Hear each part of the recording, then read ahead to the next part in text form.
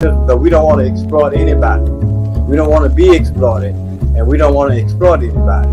Ain't nobody gonna do it for us. There's nobody outside of yourself, nobody outside of ourselves that's going to do this work for us. We have to put in that real work. Because the better you are at exploiting people, the more successful you are within capitalism. We want to say salute to all our political prisoners, our POWs, our elder comrades in exile. The satisfaction we need as a people only comes through liberation and independence. Because we're not just building for self, we're building for the family, because the family is broken. We're building for the community is broken. The nation is broken. The race is under attack. We're in a state of emergency.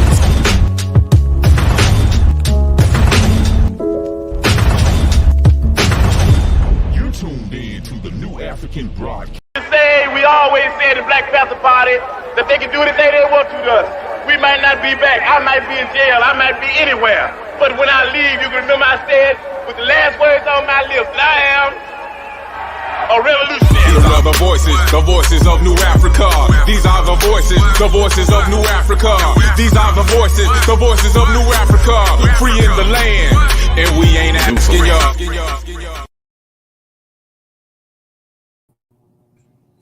And welcome to another episode of the Voices of New Africa. Let me get this music right. Oh man. This is the show where we educate the uneducated.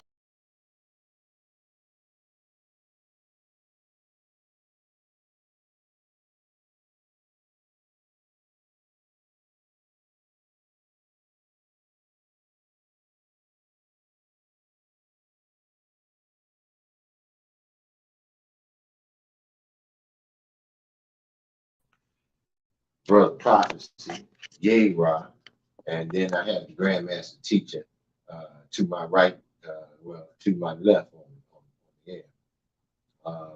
But we here to get the word out. There's a lot of stuff going on politically in the United States, and we want to get the word out that has nothing to do with it. As far as how much more damage they're going to do, and to the extent or the degree in which they will commit these atrocities, that is something for us to be concerned about. But more importantly, our goals, objectives, our energy should be spent on nationhood.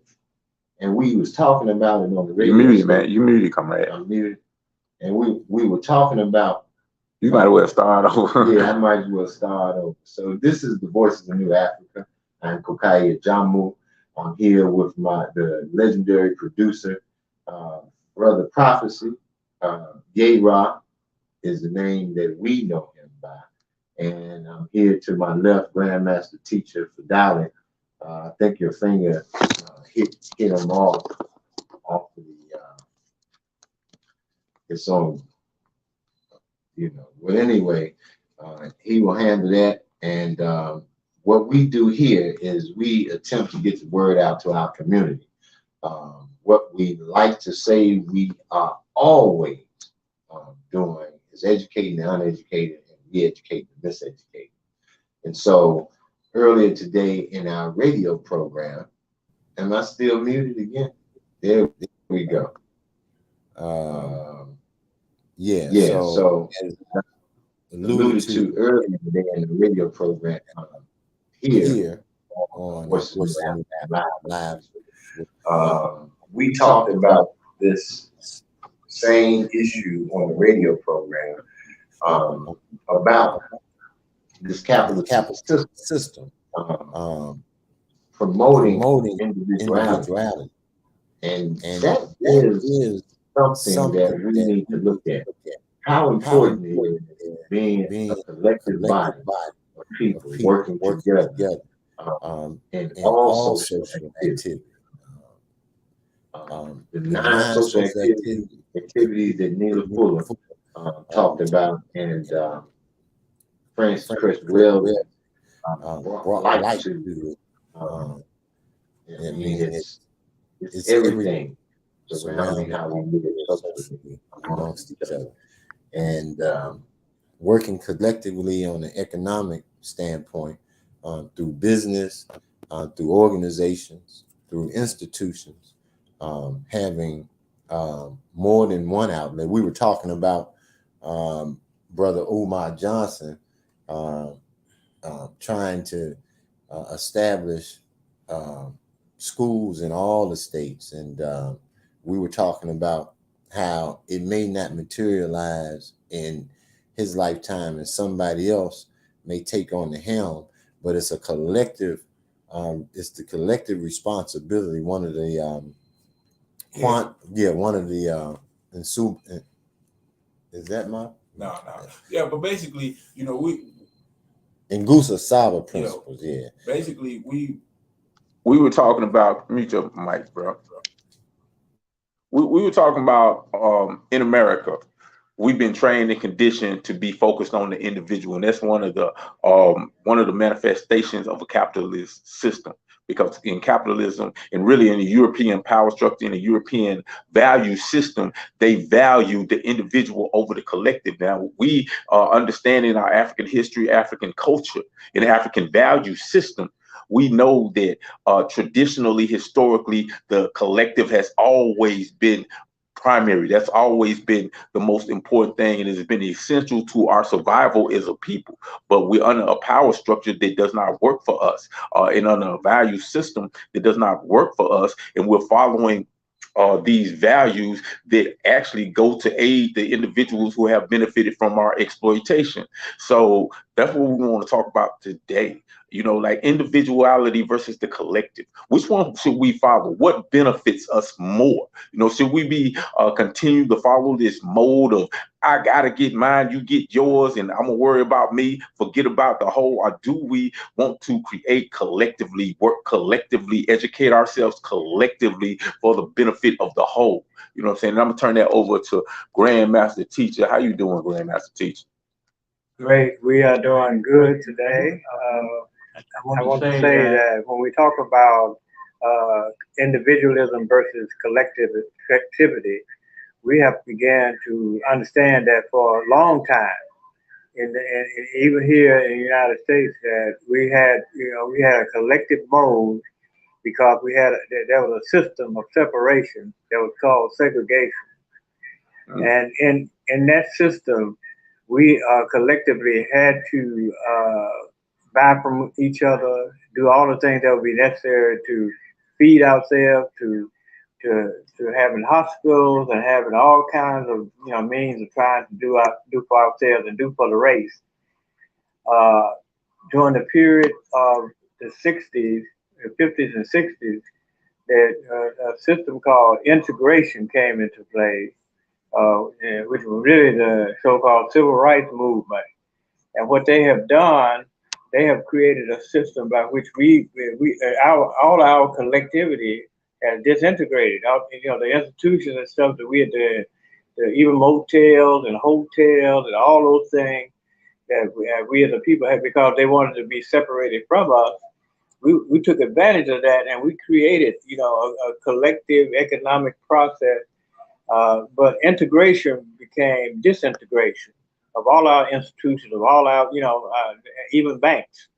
And any people who are trying to economically be together, you have to have a bank. When we look at the situations and what we have today, we have people who have become just individual capitalists or individual parts of a capitalist system. And we see it a lot in the entertainment business, where we see no collectivity basically among the so-called entertainers. I got a question for you. People are listening to us, and we're talking about how integration promoted individualism, and how we were doing the Jim Crow laws and black codes. We were segregated, and we were able to do our own thing, sustaining ourselves. And you said we had banks. So for the person that's just getting the information about our history, let us know the difference between, and I'm just going to use one example that I want you to go over. The difference between the banks when we had them in Oklahoma, Tulsa, Oklahoma, and during this segregation period, and the banks that people claim are black banks now in this capitalist system. What is the difference in how they help the community and how they these banks today, how did they are detrimental to the community being in the capitalist system, and how they help us? Just here in Memphis, we had a tri-state bank. We got a tri-state bank. Tri-state bank came into existence as a result of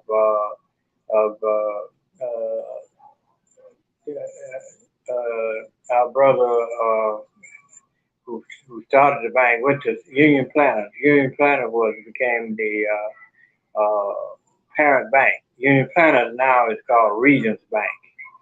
Right. And so consequently, because they didn't want us to, come into their bank. But what happened is that after they saw that that there was a lot of money that black folk had that they were banking.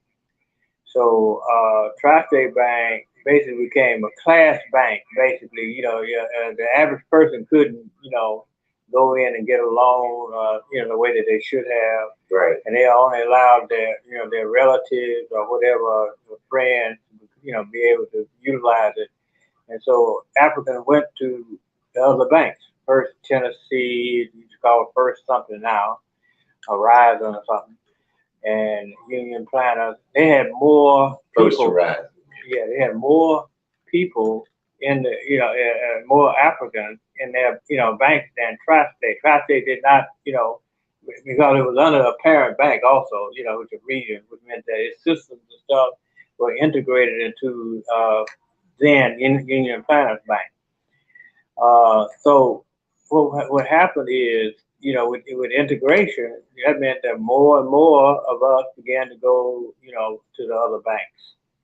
And so, and then Tri-State became dependent upon the federal monies that came in. And somehow they had some kind of poor investment. And Tri-State used to have buildings, that it owned. One downtown, one in Hollywood, and one on Elvis Presley,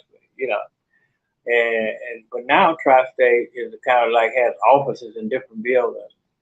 And so our people are not, and some of our people are still dedicated to, banking their, money in that bank. But I'm sure that all over the country, some banks fail, some banks as a result of integration, Mm-hmm. So what we have to recognize is that almost all people have their own, banks, Like if you went into, when I was in Oakland, California, and you got on 12th Street, you'll see the Vietnamese bank, you'll see the Arab bank, you'll see, various banks, that were owned by the people who, who were serving their own people, right? Mm-hmm. And so, and it's very important if you're talking about making any kind of investment or any kind of, a loan for people to even open up a business, to have our own, bank to be able. Comrade, you ain't on the show right now. Yes. No. So here's where we are right now.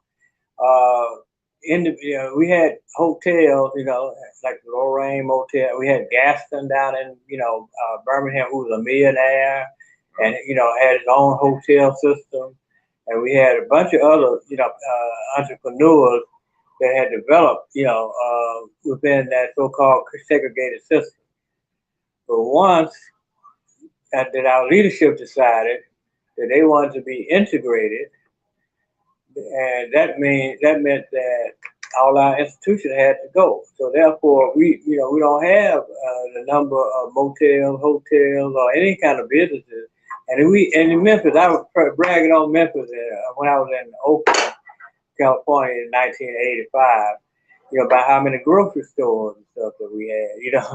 By the time I got back in '88, the Arab had acquired most of the stores. We had the mom and pop stores and stuff that's in the community, and even some of the bigger stores, And so therefore, we had no control over our community And then some of the people who, like they want to be independent, they got more money than they ever had gotten in their life, and they sold their businesses, over to the foreign element, And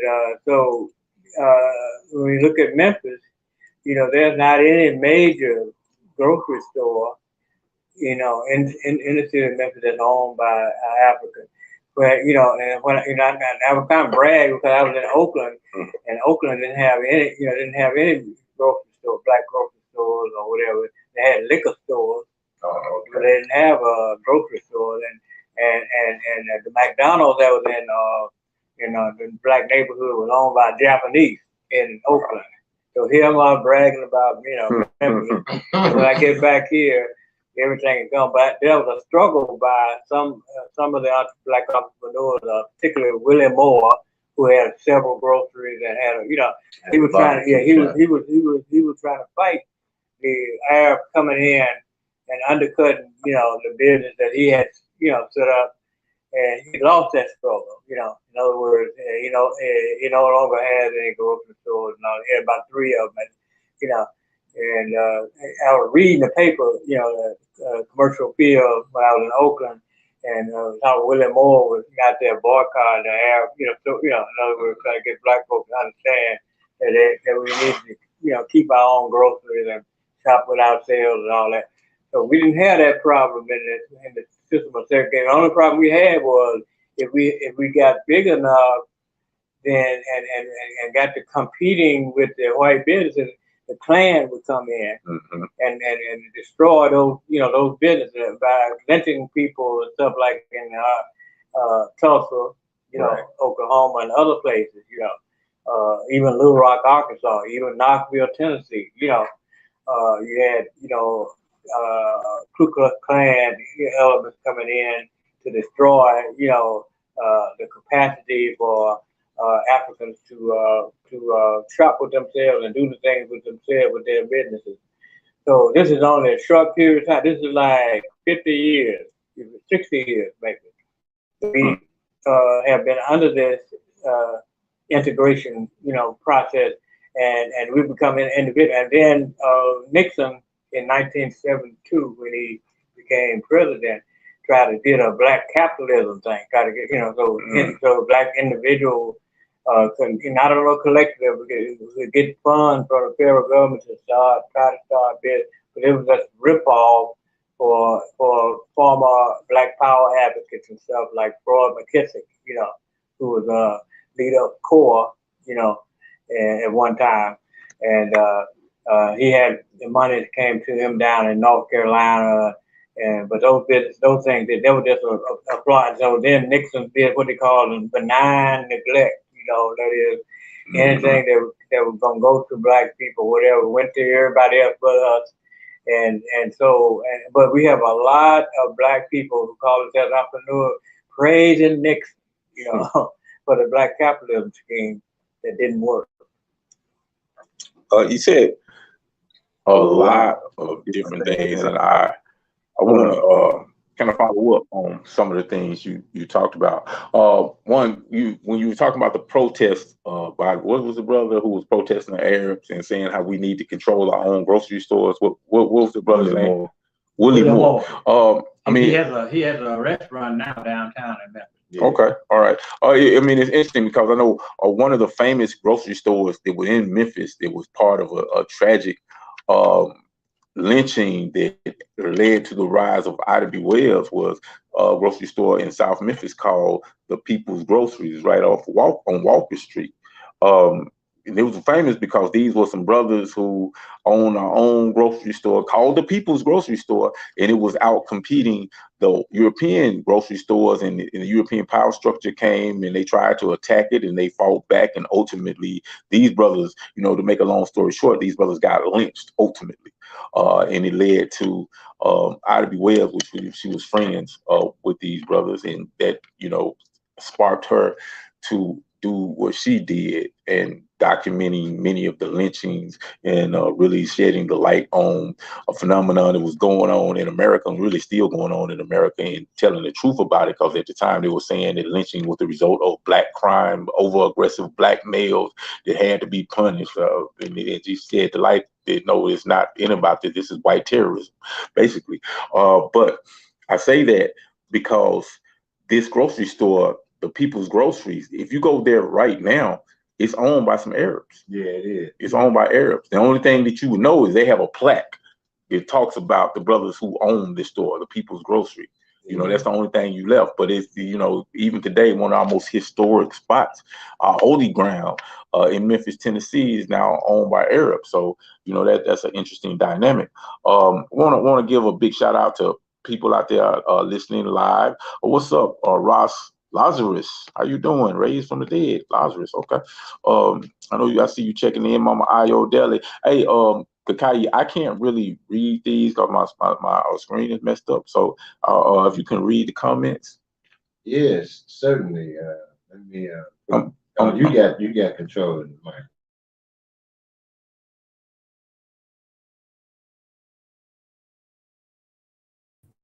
Okay, now I'm on. There you go. Okay, so it says the brother Lazarus Nazari, Ross Lazarus Nazari. Oh, I know the brother. I know that brother. Yeah, good to hear from you, brother. Peace after the revolution, but peace nonetheless. Individual mindset is AKA division. I like the way he spelled that, D-I-E vision. It is division, and this is the big key. For without collective security, the counteraction of change is broken by the division, and that's true. I like the fact that he's making that visually got that information to me with that division. And then the brother Lazarus also says Queen Sheba III gave us our own currency, the Lumi, which is a non-fiat currency and have a central bank. The Lumi is backed by gold, so as the USD value, the US dollar value falls, since Saudi Arabia has dropped it as the lead currency for trade and joined the BRIC nation. So a life jacket has been given to us to reset our lives now. So Lumi banks are needed now. So that's a good bit of advice. Anybody that is really interested, do your research. We're going to give you information out here, but we also say do your research. Well, I got a question. Do y'all, because that's something I'm not really familiar with, and it's interesting. Seems like something I want to learn more about. You said Lumi, this is the currency. Non-fiat currency, and it has the central bank. I know Muammar Gaddafi was trying to back its currency with natural resources, and if I'm not mistaken, I'm gonna have to look that up. The Lumi was mentioned in the United African Organizations meeting when the African Union, when they were when Gaddafi and them had already set in motion how they were going to change that. And unfortunately for us as new Africans and Africans worldwide, they plan to assassinate him, but you cannot take in consideration the chaos that would have come about had it not been a black president in the office of the United States when they assassinated Gaddafi. That was to draw confusion amongst us and create chaos in Libya. So now they have total control of Libya.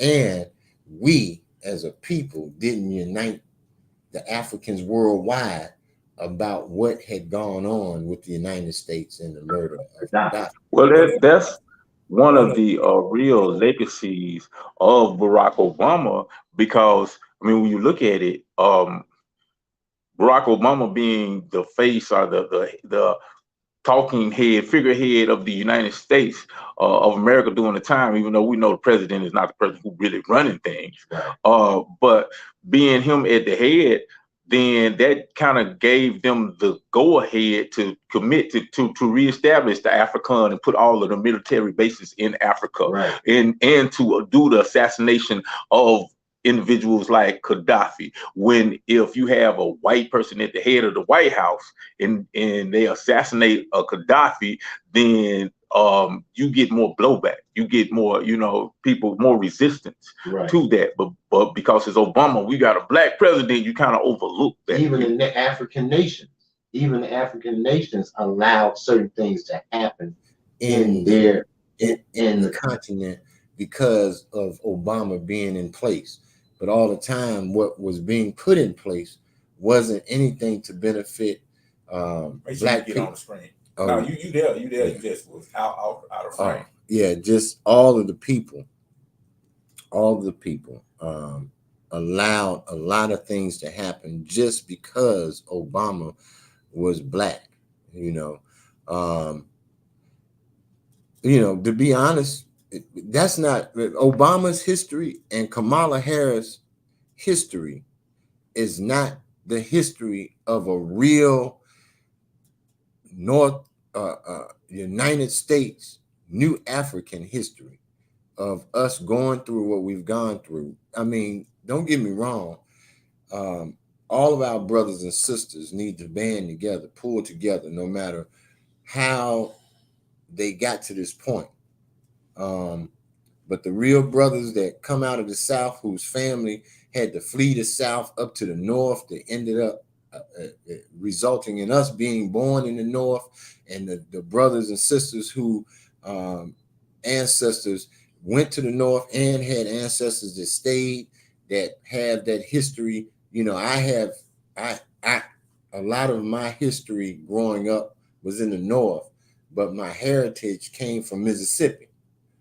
And so as I come back, I see all of my relatives, and I see how some of us fled because they were going to be lynched or castrated just to save their families. Obama and Kamala, they're not a part of that history. You know what I'm saying? They can go and pull back and draw back to bring confusion to what I'm saying.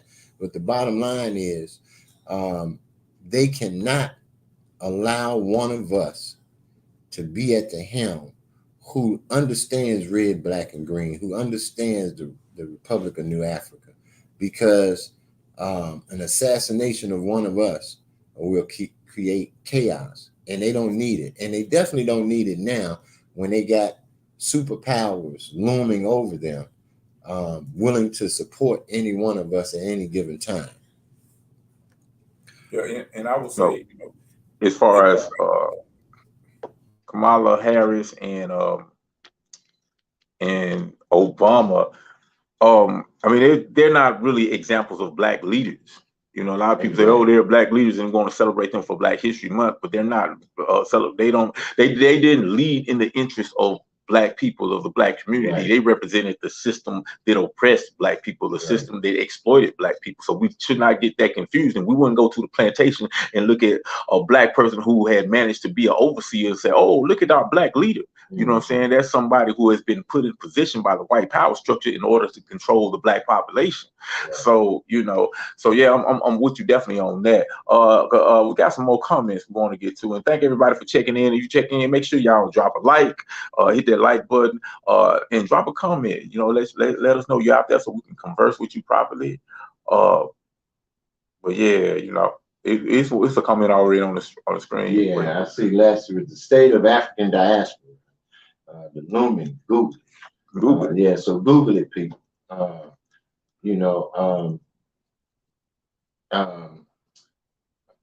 Ayo, what happened? I'm sorry, I did it twice. Mama Ayo, I am receiving information for this bank and initiative. Okay.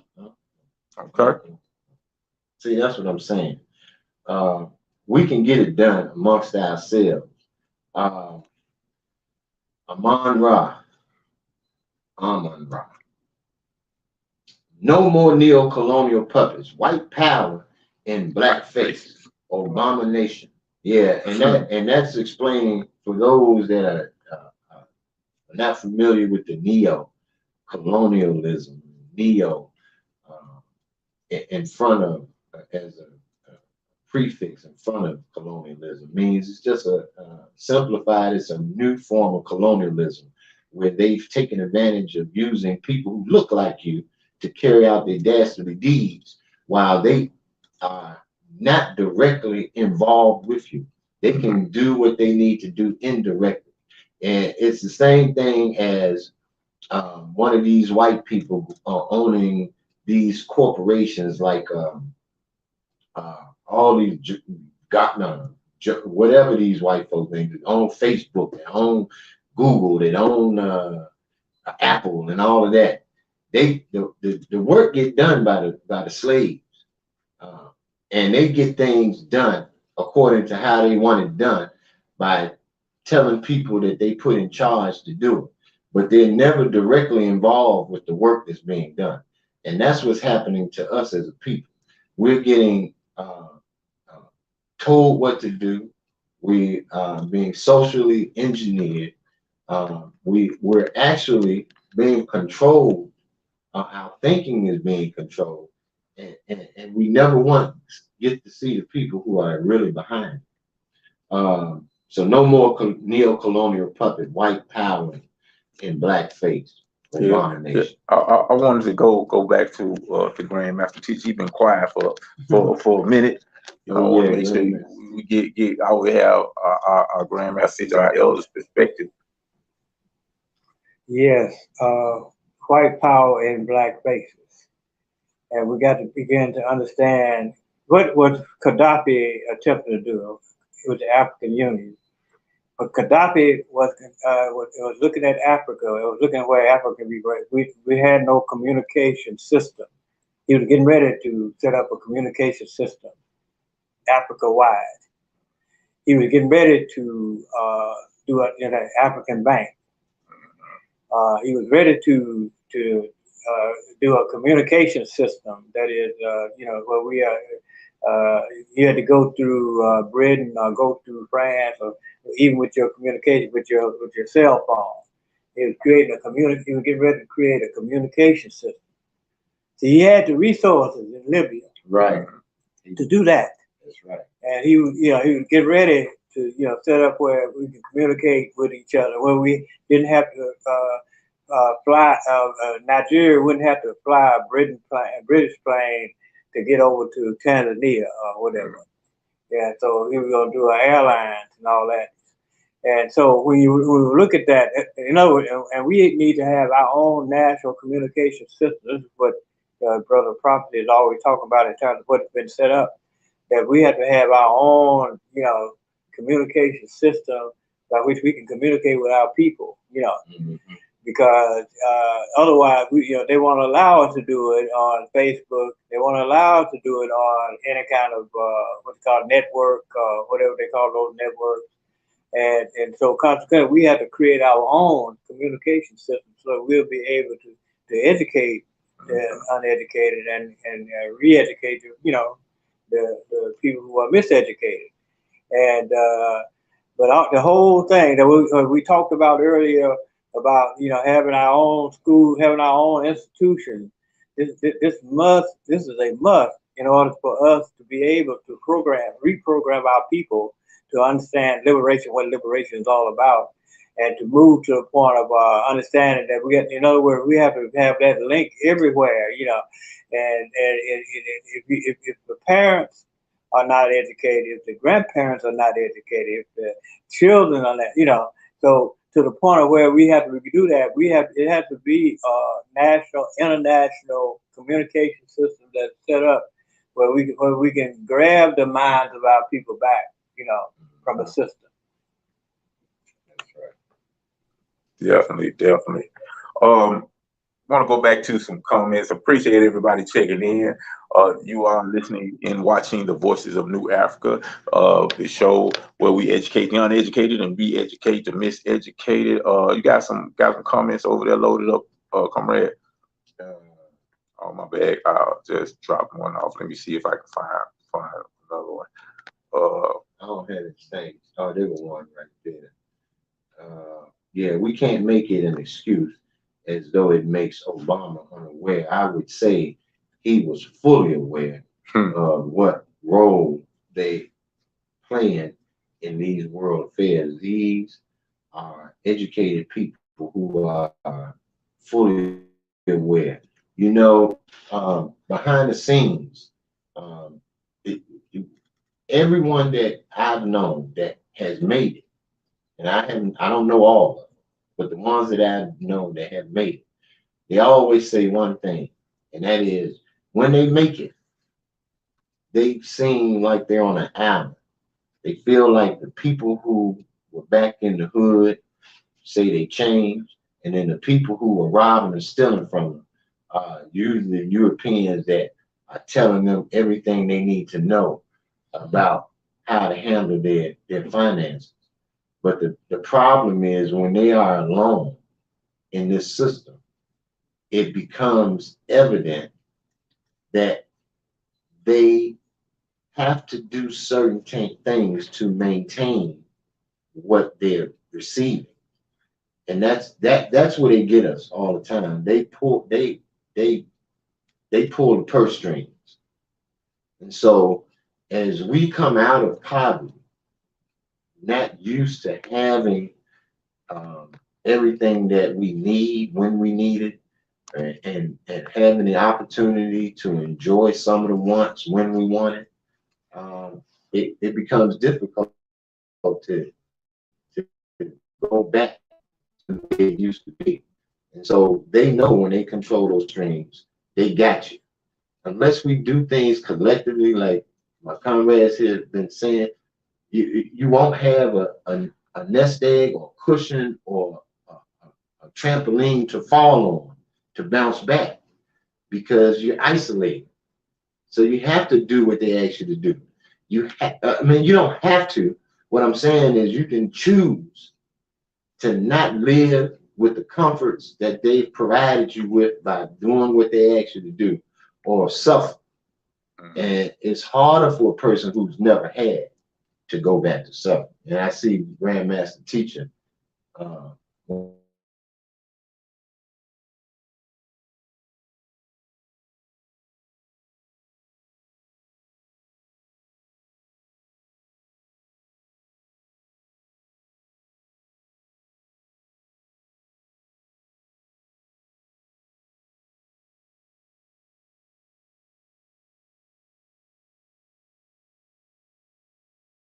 Grandmaster, you want to say? Yes, I would like to say that the capitalists make it seem that they created the wealth.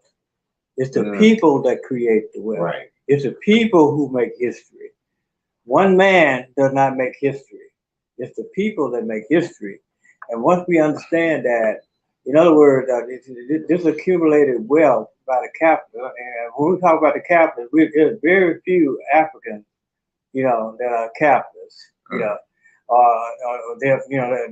they want to be a part of the capitalist class, but to be a true capitalist, you have to have, organization, you got to have a company, you got to have something that is institutional that you control in terms of your wealth.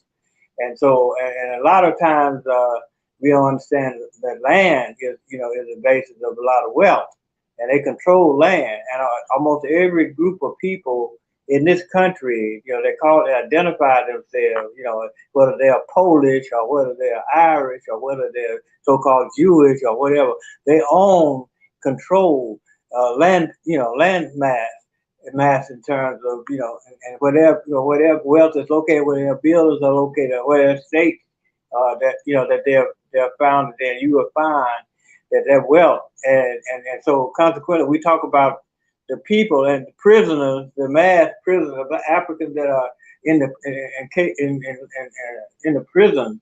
are basically making a wealth, are the ones that are working, that are making a super profit for Microsoft and some other companies that, you know, we would like to, you know, and it's also, and even when you deal with the beginnings of capitalism, we talk about free labor. Without the free labor of chattel slavery, you do not have capitalism. Exactly. Without the colonizing, conquering of African countries, you do not have capitalism. You know, or other parts of the world like India and all that. That, you know, they basically got their independence in 1947, and then China got its independence in 1949. And so we got to see that when we talk about, you know, capitalism as a system, it is based on exploitation of man by man. And once we see that in a system, and then they did everything they could to keep people from coming forward. You know, that's why the Soviet Union doesn't exist anymore now, just Russia, because they call themselves trying to compete with the capitalist system, and you can't compete with the capitalist system. You cannot have peace with the capitalist system, and so consequently, we see the you know, them trying to come at China, you know. And this is what, because China is doing things that are helping other people, but until we get control of our own land mass, we will not be able to do the things that would be necessary for our wealth for the people. But it's the people who make the wealth. It's people who make the history. And all these individuals that claim that they created, they did not create that. Their work that took place under their so-called direction was done on exploitation, and they used to call wages slave wages, because, but it said Marx made this statement.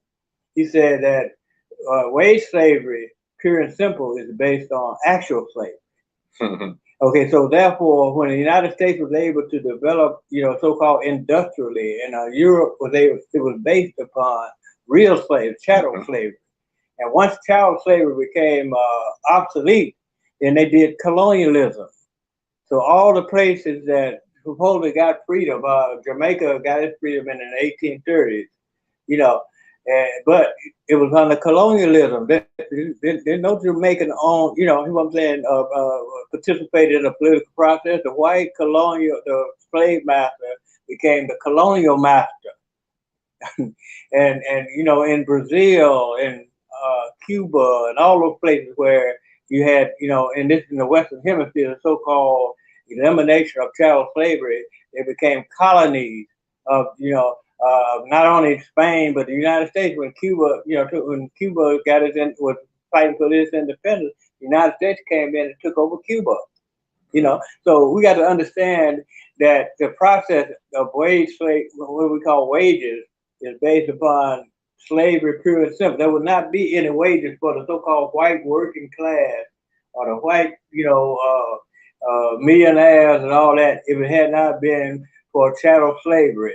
And anybody that's talking about reparation, just for Africans in America, they got to understand that the whole process of slavery and colonialism made Africa poor, made every nation that they went to conquer, you know, all the wealth went to the colonial power, the people who were white and who were in charge.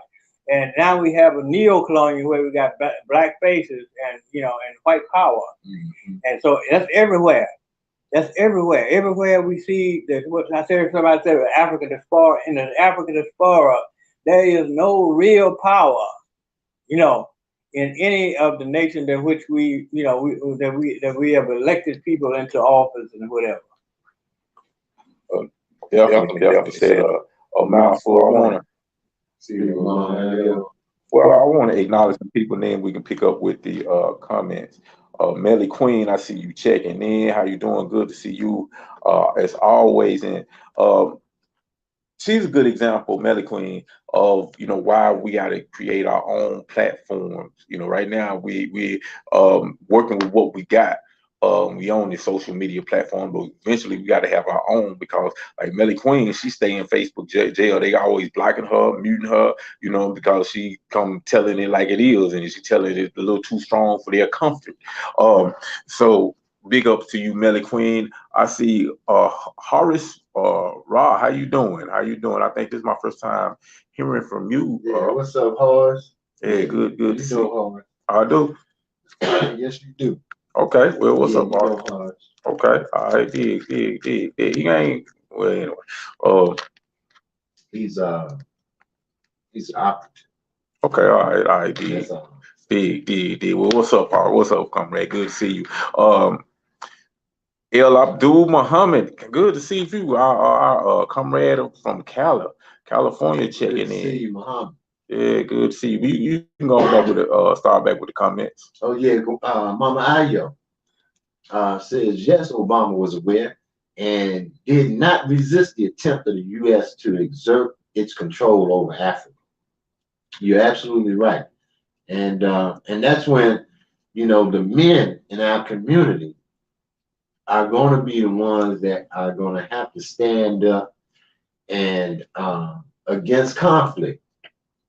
I mean, not run away from conflict. What I mean is when the conflict comes, the black men have to stand up and fight for our right to be free.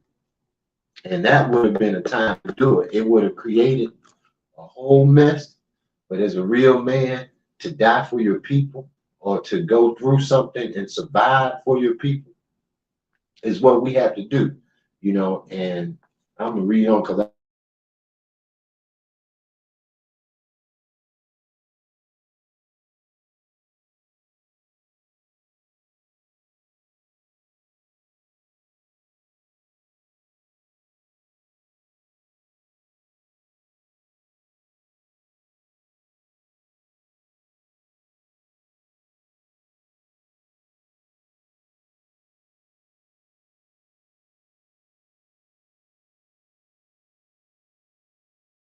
You muted, man.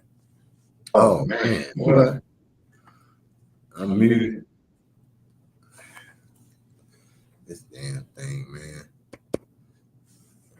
I can't. You in there now? You good? Oh, okay. And then so, Mama Ayu again. Gaddafi was also reclaiming the desert. That's right. That's right. Free the land, comrades. How's everyone doing? We doing fine. Melly Queen, how you doing? And I'm glad you asked. And Brother Muhammad, peace, love, and life, comrades. Salute from here in Cali. We salute you too, brother. From the East Coast to the West Coast. Also, Brother Muhammad, how is my ill sister? I'm good, busy. My little sister, I say ill, I can't read. My little sister over there. Yeah, brother, I know this brother, Abdul Muhammad. I seen him before. Okay. Yeah. A little sister. Who's the little sister? Talking Melly Queen. Sometimes people they start having conversations between themselves. You know what I'm saying? Be like, but no, we're up here talking about how under this capitalistic system, we've been trained and conditioned to be individual, to focus on the individual, which is not in our best interest at all. That's why we try to reclaim our culture. We celebrate and try to implement the Nguzo Saba, the 7 principles of Kwanzaa, 7 principles of blackness. And if you just study those principles, you will find a common theme: unity, collective working responsibility, cooperative economics. Is all about doing things collectively together, because that is one of the key tenets of our liberation. We have to eradicate this whole Americanism, the American culture, the American value system that has been so detrimental and so destructive to us. And one thing you was talking about, Grandmaster Teacher, how, capitalism, basically there is no capitalism without slavery. Capitalism evolved, nationally, every country based on the exploitation of black people and indigenous people. Wherever you go, you go to Europe, these European countries exploited indigenous people from all over the country, and that's where the initial capital came was gained in order for the capitalism to start in the beginning. In the South, the plantation made so much money that it fueled the Industrial Revolution. So capitalism emerged and evolved out of slavery, and really it's an evolution of the slave system, and it's just more sophisticated now. So I mean, you're absolutely correct with that, and we have to understand that, you know, that in order to truly be free, then it's more than just about a group trying to convince a group of people to like us or to love us or to treat us better. You know, these are systemic things. We are systematically oppressed in this system, and in order for us to shake off this oppression, we gotta get rid of this system. We have to get from up under this system. So we either have to destroy the current system, or we have to create a system of our own that we can, you know, live on, or that will meet the needs of the people and not exploit the people. You know what I'm saying? But yeah, you listening and watching the Voices of New Africa. Make sure y'all drop a like, man. Let us know y'all out there. Give us a like, you know. Continue to share your comments. We appreciate conversing with everybody out there. So can you subscribe? No, it's not one of the subscription type deals. But you know, you can actually go to our novel page. That's N.A.B.A. And you can become a member of our novel page, and you can see all of our shows, get notifications when they start. You know, at least I hope you get notifications. I hear a lot of people don't get notifications, and that's a Facebook thing. One reason why we have to continue to create our own platforms. But definitely. So we're talking about this individualism versus collectivity. How is it that or what is the solution, I should say? How can we remedy this if we understand that operating as a collective, working collectively, investing and creating a collective economic system, cooperative economics, is a serious part of our liberation? How can we gain that, Grandmaster Teacher? How can we help implement that? I'm going to talk to you for that. Okay, so let me say this. We have had various conferences and things in the past, particularly in the 50s and 60s, and up into the 70s, in which we came together. Student Nonviolent Coordinating Committee, you know, came together in North Carolina, and ultimately we moved from civil rights to human rights when we said Black Power. We've had conferences that in terms of people come, but what happened is that we have found that people who wanted to just stay in the civil rights mode would join these conferences, and then the next thing we know, they would go back out and go to the Democratic Party, or Republican Party, or become a part of, you know. So what we have to do is create a structure by which we have a united front, and that united front would have to be set up so that you know, that anybody that comes in becomes a traitor when they, you know, go against the ideas and things that we've put together and the organizations that we put together, because we got to understand that some of these organizations were ones that cooperated with the FBI and the CIA. We cannot allow those organizations that we know, you know, basically functionaries for the system, capitalist system.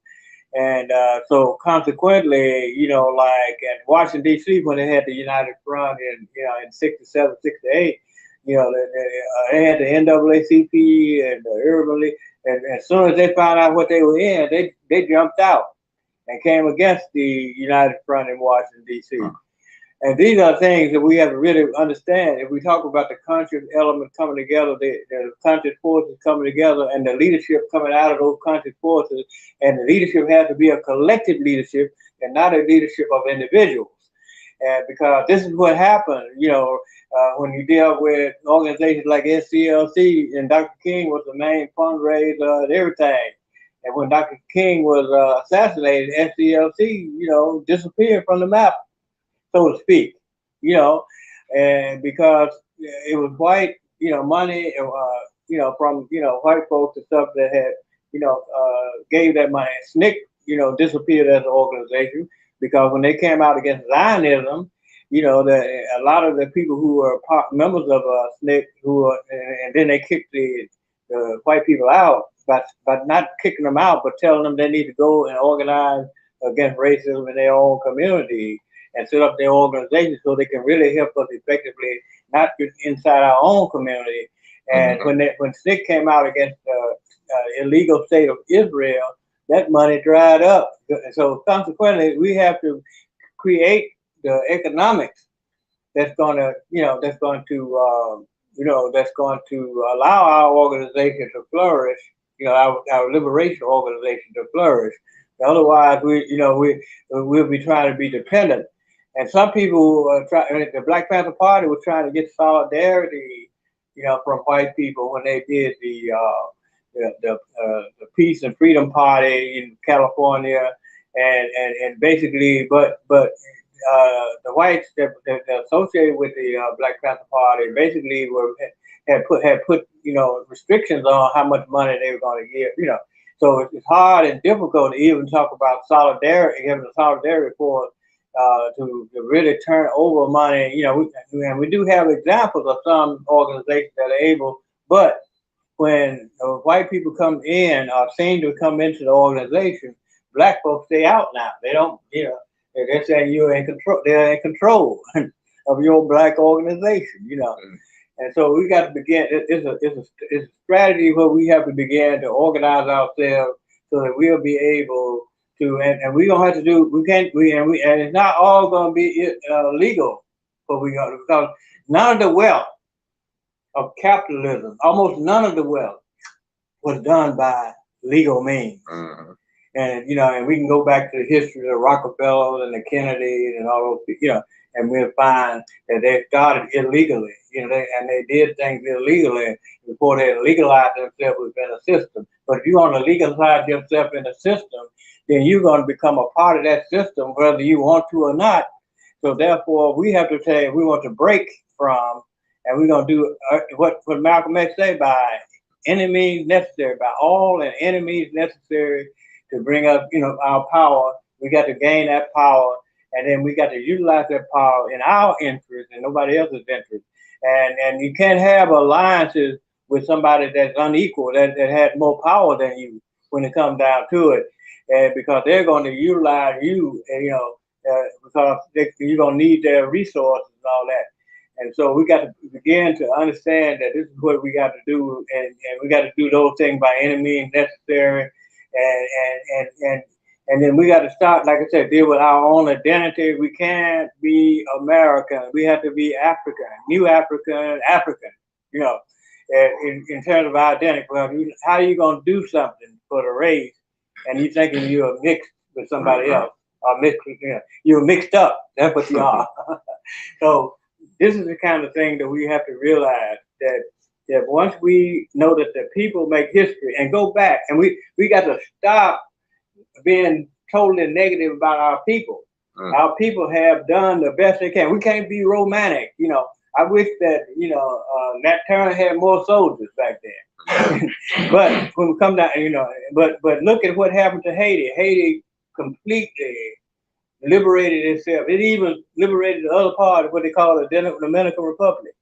You see what I'm saying? And they defeated the British, the Spanish, and the French, in order to get there. But the United States, the other empire, the other so-called state, came into power, and they made a statement in 1823, James Monroe, saying this is our hemisphere, and we're gonna do it, and there will never be, according to Thomas Jefferson, the day of Thomas Jefferson, there will never be a Black republic, independent Black republic in the Western Hemisphere. And later on, they were able to do that because they saw the power of Haiti, as my brother always talked about, that Haiti helped Mexico Haiti helped South America. You know, Haiti helped some of the islands. Yeah. So everything that were overthrown, like the Spanish were overthrown in Mexico, it was a result of the Mexican being, you know, power that became, you know, independent with Haiti's help. And so consequently, this is what we had to really begin to understand, that when we talk about we're talking about a world process of international, you know, nobody ever gets power unless they have support on an international level basis. And so that's why, because Spain and France and Britain, they were fighting each other, that Haiti was able to gain its independence. You know, and so these are the kind of things. But Thomas Jefferson and others saw that if there was any black independence, there were going to be, you know, trouble for slavery in America. And we talked about Nat Turner, and we talked about Denmark Beasley, and we talked about Gabriel Prosser. They all were encouraged by the Haitian Revolution. Sure was. Okay, so these are the kind of things we have to understand. And in this day and age, when we do our Black United Front, our United Front, African United Front, that we're going to extend it all the way to the Western Hemisphere, because there's over 100, you know, million Africans in the Western Hemisphere. And if we can make you know, once we get our state, you know, established, we can make inroads into helping others to be able to do that. No doubt, definitely. And speaking of a united front, if you're in the Memphis, Tennessee area around February 25th, that's IWF City, Memphis, Tennessee. Make sure y'all join us, the New African Broadcast Association, in working with the what's the name of it? I skipped on the wellness. Mama Ayo helped me out. But anyway, if you are in the area around these February 25th, make sure you join us. We're going to be having a Black History program, our stories, celebrating our story, and shortly after that, immediately following that, we're going to have a panel discussion to talk about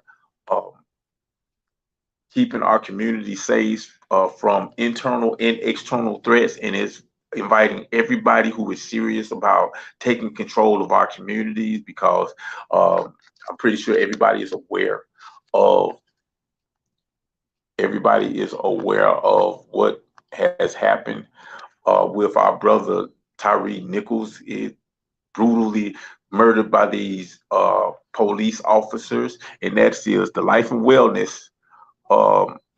Life will read that, comrade, because my screen messed up. Rhythm of Life Wellness Ministry. Yeah, Wellness Ministry. That's what it is. Rhythm of Life Wellness Ministry. Yes. Yeah. So yeah, join us, because everybody, you know, we all know what happened to our brother Tyree Nichols. This is they create these brutal anti-gang, anti-violent units like Scorpion and the Red Dogs, which the police chief had in Atlanta, who's basically doing the same thing, which come into our community and terrorize our community, violently treat the people. The thing that happened with Tyree Nichols is not the only case. This happened to a lot of people in America. Just so happened Tyree died. You know, Tyree died. Other individuals just got brutalized, just got beat up. You know, we hear case after that coming on every day, but they justify the creation of these units because there actually is a crime problem in our community. So what we have to do is we have to collectively take control of our community, and we have to unite collectively, and we got to brainstorm all of the leadership. We got to get together and see what can we do, what can we create, what can we produce in our community that deals with the issues of the people. Because if we wait on the European power structure to solve the problem, because you heard, if you study anything about the city of Memphis, the mayor, the white mayor, Strickland, the only thing he ever do is pour more money into the police department. So he said, okay, we got police brutality. We're going to throw more police at it, you know. And even though they disband the Scorpion unit, they're only doing that until things calm down. And then it'll be another unit because you'll have another story of crime and they say, okay, we got to do something about crime. Here's another one. So at some point in time, we got to basically say we have to take our control of our community and protect our community from both internal and external threats, because our enemy ain't gonna do it. Matter of fact, they created the conditions that create crime. We understand that capitalism creates poverty, and poverty creates crime. You know, Memphis is one of the poorest cities, you know, anywhere in America. So it's no surprising that you find the conditions that you find in our community. So we have to be our saviors. You know, we can't wait on nobody to save us. We have to save ourselves. And that's what one thing we're trying to do here on February 25th. We're trying to get together, or we're trying to educate ourselves, entertain. We're going to shine a spotlight on some brilliant youth. We're going to curate a program and we're going to highlight some of the brilliant young people in our community. And then we got to discuss some real concrete actions, some concrete solutions, some things that we can do. So if you're serious about actually doing something, not just talking about the problem, because we've gotten really good and really talented at talking about the problem. We articulate the problem brilliantly, but we got to get away from just talking about the problems and get to actually not only talking about the solution, but putting the solution into action, because social practice is the criteria of truth. And so, you know, that right there is going to be at the McFarland Center. That's on Cottonwood. I don't have the direct address right now, Melly Queen. If you had that address, I appreciate it. You drop it up for us. But yeah, you know, that's February 25th. And we got a lot of things going up. You know, next week, on the 16th, we're going to the prison system to build and have a Black History program with our comrades that have been locked up in the prison system. They requested us back, and then we got requested to go to even another prison. So, you know, we're trying to put in some work, build with the people, but it's a collective effort, y'all. It's a collective effort, and I encourage everybody to, you know, if you interested in what we're talking about, you know, we can't just talk about it. You gotta take it we gotta make the word flesh. You know, if you get biblical on it, you know, God made the word and the word was made flesh or something like that. It's 4955 Cottonwood.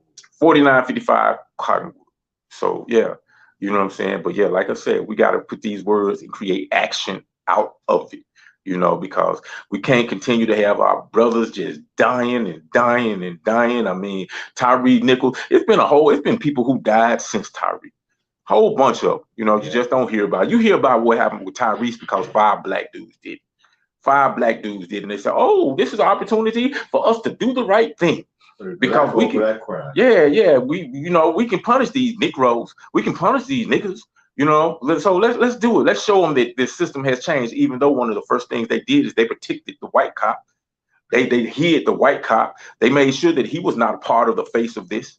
They wanted to make it look like it's just a black thing. When we matter, it don't even matter that it was 5 black cops, because we understand that what happened to Tyrese is the result of a system of oppression. This ain't about individual. This is a system of oppression, a system of exploitation, and a system of brutality. That's why we always say we just can't talk about changing the minds of white folks and hoping that they love us or creating some kind of laws that refer. They've been laws. We've had plenty of laws. You know, ultimately we gotta seriously take control of our community. Take control of our community, step by step, brick by brick, pebble by pebble. You know. But we got to do it, and we can do it, and we will do it. You know what I'm saying? But it's just going to take a collective effort. What we talking about, it can't be done on an individual level. You know what I'm saying? I can come in the middle of the street and get on a soapbox and start preaching all level, but if me by myself, I can't do much. Comrade Fadali by itself can't do much.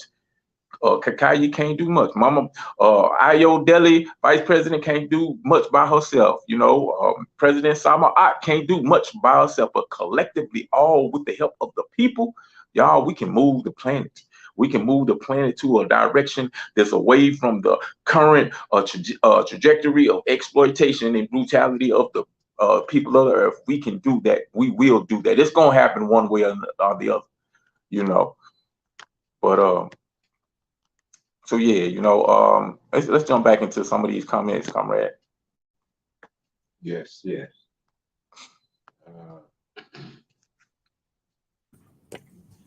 So Millie, save the date, March March 31st, April the 2nd, 2023, or 58 ADM in South Carolina, Charleston, South Carolina. Come celebrate with the Republic of New Africa, celebrating 55 years on the road to our placebo. Plebiscite. Yeah, plebiscite. I was going to say vote. placebo.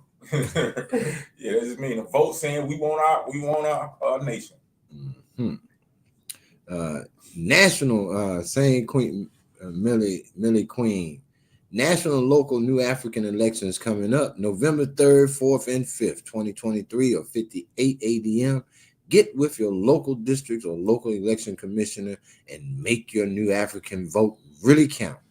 Free the land. That's right. I am, I will, by any and all means necessary, Queen. Free the land. Millie Queen, thank you for joining us at the New African Broadcast Association, NABA. Please check out our other shows. The New African Perspective on Mondays at 1 o'clock Central Standard Time on Facebook Live. Foundation of the Nation on Tuesdays at 10 a.m. Central Standard Time, Facebook Live. And then Conversations Between Comrades on Thursdays at 5:30 Central Standard Time on Facebook Live as well. And last but not least, the Truth and Power Corner on Fridays at 5 p.m. Central Standard Time on Blog Talk Radio as well at 1-666-387-1549. Free the land. All right.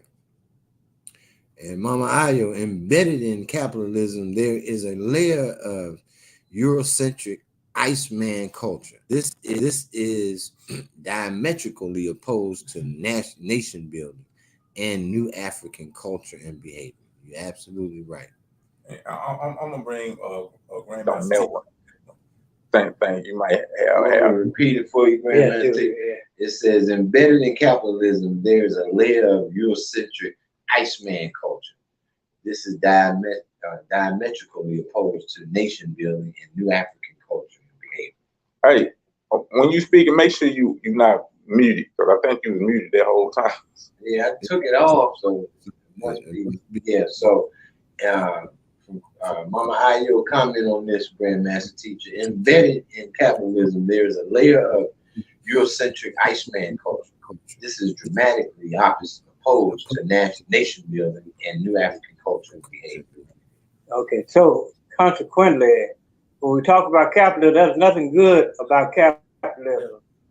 Capitalism was created by slavery. There's a book called Capitalism and Slavery by Dr. Eric Williams, who was the president of Trinidad, and which shows that, you know, without slavery, you do not have capitalism. So capitalism and all the empires and things that are set up was set up just for the, you know, for the Europeans to get practice, because Europeans did not have power and did not have resources. And so they had to venture out into, you know, and to conquer. They felt they had to go and rob everybody else. And so therefore, when you look at the whole basis of capitalism, you got robbery as, you know, in other words, where they said that they were just traveling and they were just, you know. And so when you think about capitalism, you got to think of the gunboat diplomacy that the Europeans were able to develop the shipping industry to the point of where it was able to go all over the world and go into, and then you had the creation of gunpowder. And gunpowder, you know, in other words, there's an African proverb that says, "He who has the gunpowder will win the war." And so therefore the Europeans and their travels to China, to so-called, what is his name, Marco Polo, brought back gunpowder.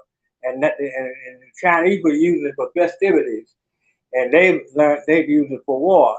So you have a warfare state right here in the United States and everything is based upon their ability to be able to go in and take over and control the wealth and economy of others. And so there's no good, thing about capitalism. Now, what we have to understand is that the European adventures, all the ones that they taught us in school about, and they were honest about it at first, when they said, we're going to go in and we're going to take over, we're going to open the door to China, and they put opium, they kept opium, the opium trade. And this is what we need to talk about too, because when we talk about the drug trade in the Reagan administration, you had crack cocaine developed from the United States government with an illegal operation to try to overthrow Iran and also overthrow Nicaragua. So you had the Iran-Contra.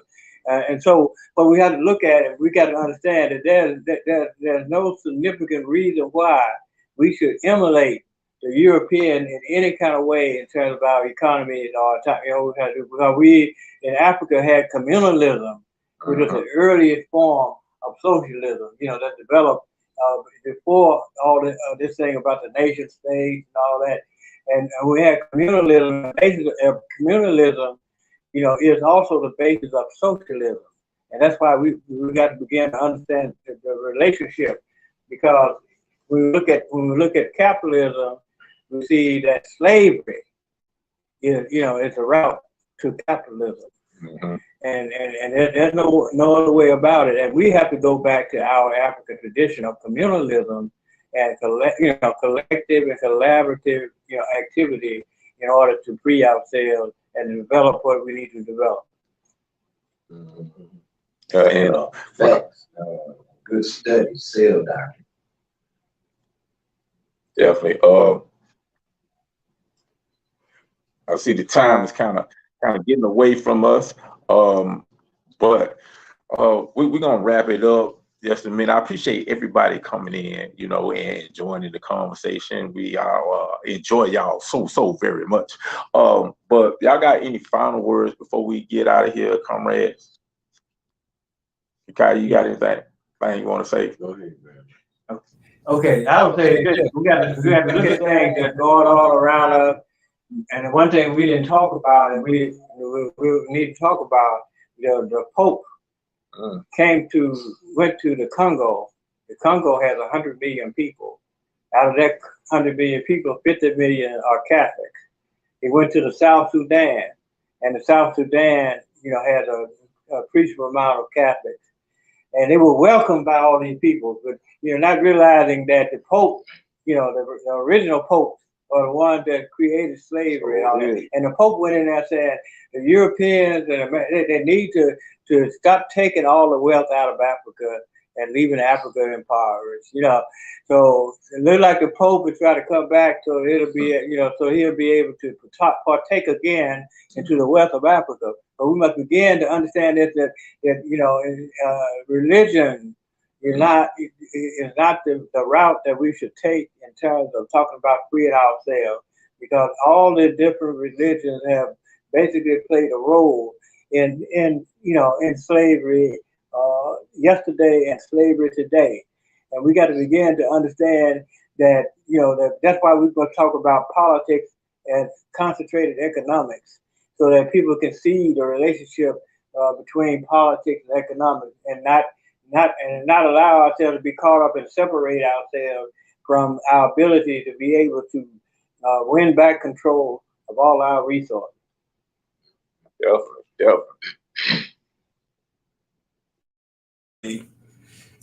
Yeah, it's not, much I can say coming behind Grandmaster Teacher. We do need to recognize that a pivotal point of us solving our problems is educating our children and our young adults about our story, so that we will all together understand how important it is to have our own independent sovereign nation.